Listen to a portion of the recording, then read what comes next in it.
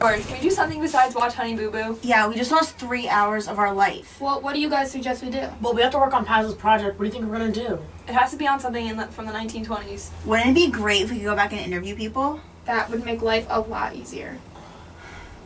Where are we? It looks like the 1920s. Why is there a hole in the door? Kate, shut up. They're speakeasy. They're supposed to be secret bars. They have a hole in the door so you can whisper the password. Really? Well, then what's the password? Anna, I heard some people mention something about a blind pig. Should we try it? Try it. Password! Blind pig.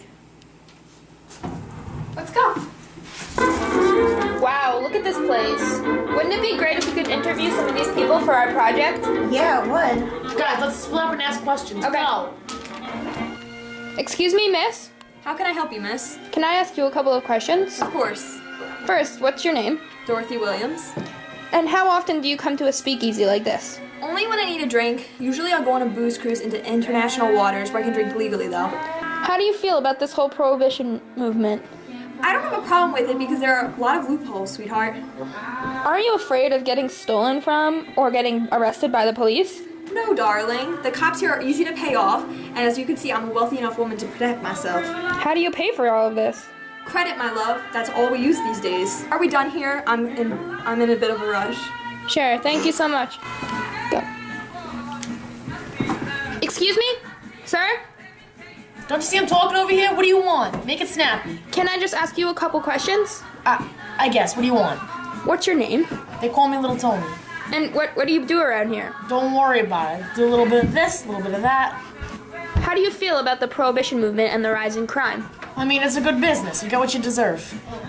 So, hypothetically, if you were in the alcohol business, how much money would you be making? Well, you see, Al Capone makes about 60 million in alcohol sales in a year. So you tell me, you do the math. All right, thank you. Thank you for your time.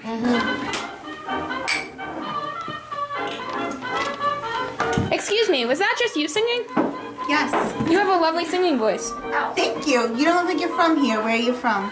Oh, just visiting. Do you mind if I ask you a couple questions? No problem, sweetie. Shoot, but I'm not signing any autographs today. It's a packed house. Do you sing here often? Every Thursday. My cousin Tony owns the place.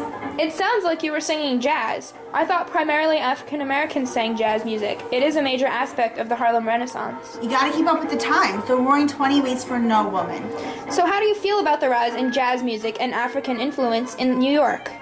If you got the pipes, use them. What? Have you been down to the Cotton Club? I would give anything to sing like those folks. Rosie, get back to the singing thing you do. If Tony sees you out here yapping away, he'll have my head and yours. Excuse me? Who are you? I'm Philip. I make the booze. Oh, so you're a bootlegger. Yeah, I make the drinks. Moonshine, gin, anything you could think of. How did you find this place? It wasn't hard. There's over 30,000 of these places all over the city. You just gotta find a place where those whiny old hags can't find us. Oh, you mean the women from the temperance movement? Yeah, them. Listen, kid, I gotta go work. Don't you go rattling this place to anyone. Okay, thank you. Excuse me, miss? I'm a little busy. I just have a couple questions. It's for the paper. Alright, make it snappy. I got a show in 30 minutes. Great. First, can I have your name? I'm Charlie from Chicago. What is it exactly that you do? I dance and party. I have fun. So, you're a flapper? No, I'm an individual. Just one of the guys. I don't label. Oh, so you seem very confident. Do you ever feel oppressed by society? Often, but I don't listen to them. We are all equal. Would you consider yourself a rebel? If being a strong, independent woman makes me a rebel, then sure, I'm a rebel. What do your parents think about your lifestyle? My parents kicked me out when I got this haircut. Listen, I have to go. I'm late for my show. All right, thank you for your time. See me after. Bye, Tony. I think I'm gonna go find the others, see how they're doing.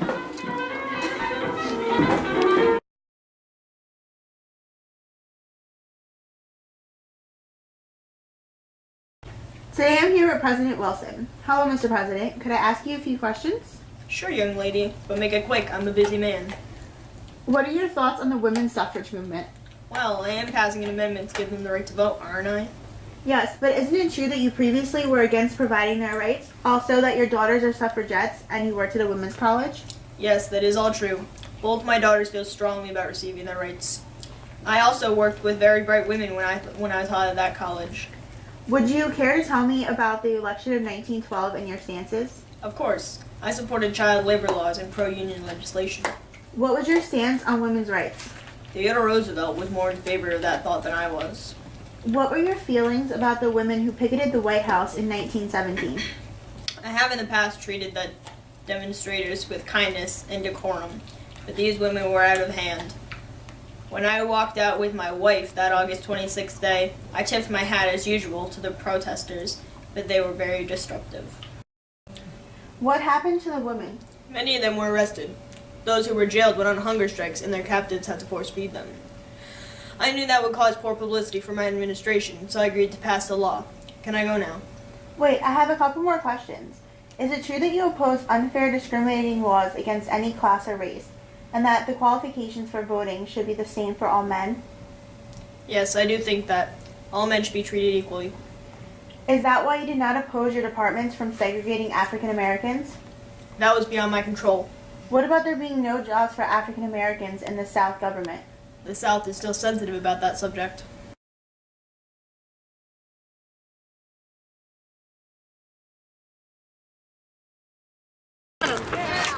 What do we want? What is that? I think it's a women's rights protest. What do we want? Equal rights. When do we want them? Now. What do we want? Equal rights. When do we want them? What does your sign say? We can work. Why can't we vote? Can we ask you a few questions over here? Sure. Why are you guys here? We're not guys. We're women, and we're out here protesting for our right to vote. But I thought women could work now. Yes, women can work, but we want to vote, and the government is working to pass the right for women to vote. But who knows when that's going to happen? So you want to be equal to men? That's exactly what we want. Anything men can do, we want. What other rights do you want to be equal to men? We want equal work, equal pay, and we will not take no for an answer, no matter how big the physical barrier is. We want equal rights, and we want it now.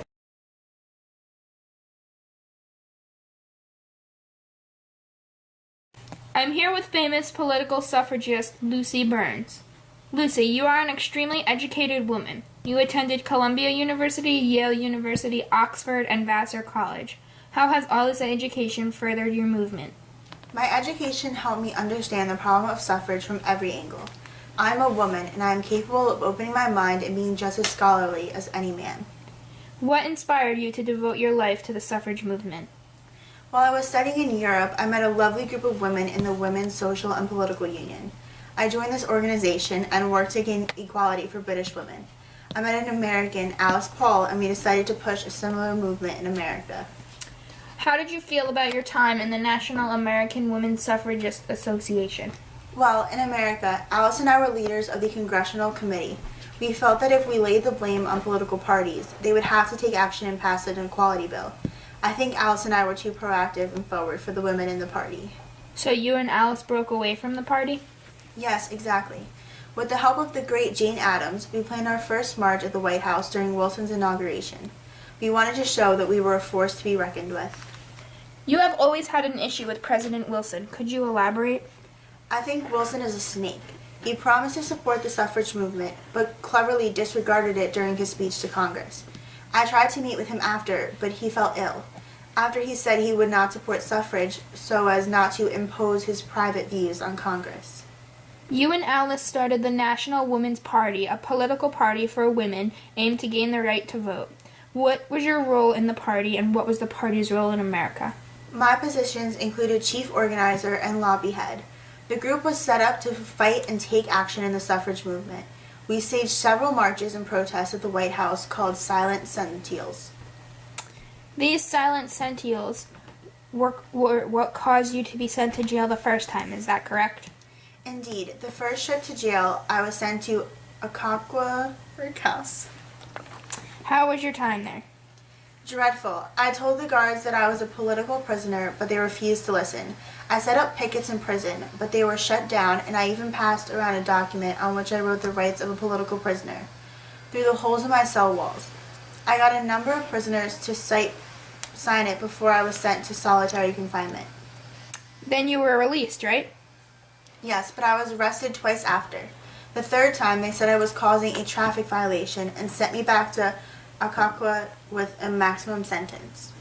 Could you tell me more about the Night of Terror? Well, the third time I was in Occoquan is when it happened. One night, the guards stormed our cells and beat us.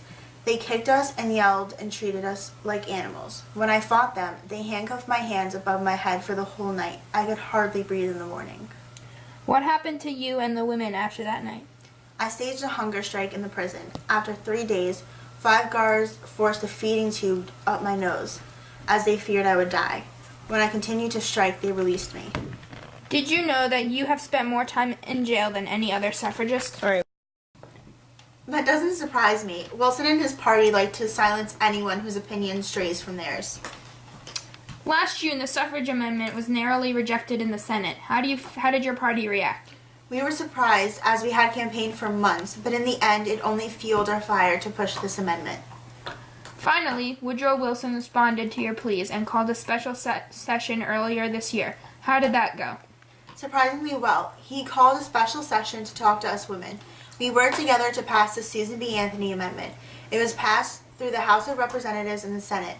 Now we wait until the majority of states ratify it and all women will be allowed to vote. Thank you for your time and good luck on any future endeavors in your party.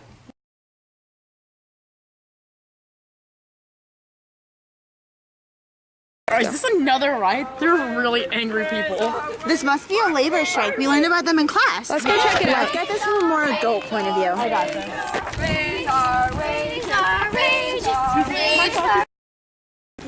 Mister, I have a couple of questions about your protest. We want a fair pay, safe working conditions, and a shorter work week. Is that too much to ask? No, I'm not arguing. I just have a couple of questions about it. I work for the police force. Why are you striking? Our pay is too damn low. I should be making more than a factory worker. I save lives, for God's sakes. I agree, but did you ever hear of the Boston police strike? That's why we're striking. They inspired us. How long are you going to protest? As long as it takes to get what I deserve. I'm willing to let the New Yorkers go unprotected. Oh, okay. Unionize!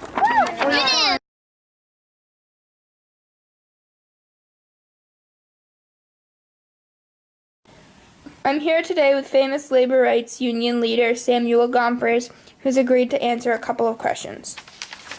Now, Mr. Gompers, you have received little to no education throughout your life. Do you think that any of that will affect the impact of your work? In my opinion, my lack of education has had no impact on my life and never will. My job has not been affected by my lack of education, but the lack of education has made me work harder in my job. Mr. Gompers, we know that you are a founder of the American Federation of Labor. Could you elaborate a little bit more on what the AFL does? The American Federation of Labor is a group of small craft unions. The interesting thing about the AFL is that every member is a skilled worker. It is actually the first federation of labor unions. The AFL is the largest union grouping in the United States, and that is another us founders can be proud of. Why did you find the AFL? Well, to be honest, I am not the only founder. Besides me, there are a few other men. All the founders and I founded the AFL to secure all of the members higher wages, better working conditions, along with shorter days and shorter weeks. Is it true that instead of going to high school, you went right to work at a cigar maker's local union number 15? Indeed, it is true. I never went to high school, but I did not only work. I created a debate team with my friends. I really wanted to go to high school, but I was not able to go. My family of then 11 was struggling to pay for anything we desperately needed. If we had the money, I would have gone to school to further my education. What was your main focus when creating movements to change the U.S.'s economy? My main focus was economic organization, and this was the most direct way to achieve the change. According to some of your colleagues, you were somewhat of an advisor to President Woodrow Wilson. Now, is there anything you did for him that you could tell us about? Well, I really just supported him and had his back through the decision-making process. For example, I was one of the founders of the National Civic Federation, but Wilson only did that to get my support of the AFL during the war. Thank you for your time, and thanks for letting us participate in your march. My pleasure. Guys, what just happened? I have no idea. It was awesome, though. I want to go back. I don't know what just happened, but at least we have all of our information for the project. Why don't we do the movie option for Paz's project? Yeah, we can just dress up as the people we met and recreate the interviews. Perfect. Let's get started while it's fresh in our minds. Wait, guys, we cannot make this too cheesy. I need a good grade on this project. As long as I'm in the movie, it'll be perfect. Yeah, okay.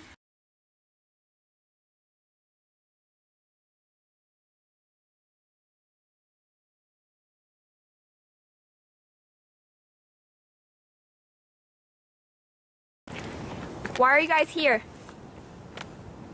I just have a couple of questions. Are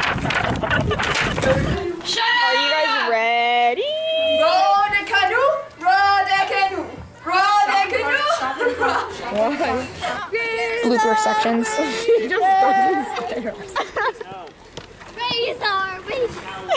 Okay. Why are you guys here? No. Then we should just do the. Annie, ow! Ow!